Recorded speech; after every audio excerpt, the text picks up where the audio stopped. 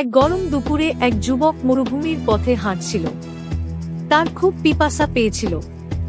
অনেক কষ্টে সে একটি কূপ খুঁজে পেল। নেমে গিয়ে পানি খেলো এবং প্রাণ বাঁচালো। উপরে উঠে আসার পর সে দেখল একটি কুকুর তৃষ্ণায় মাটিতে জিহা বের করে হাঁপাচ্ছে। লোকটি ভাবল, আমি যেমন তৃষ্ণায় কষ্ট পেয়েছি, এই প্রাণীটিও তো একই কষ্ট পাচ্ছে। সে আবার কূপে নেমে গেল, নিজের জুতোয় পানি ভরে কুকুরটিকে পান করালো। দূর থেকে কেউ দেখছিল না, কেউ প্রশংসা করছিল না, কিন্তু আসমানে সেই কাজ দেখা হচ্ছিল। রাসূলুল্লাহ বলেছেন, এক ব্যক্তি একটি কুকুরকে পানি পান করানোর কারণে আল্লাহ তাকে ক্ষমা করে দেন।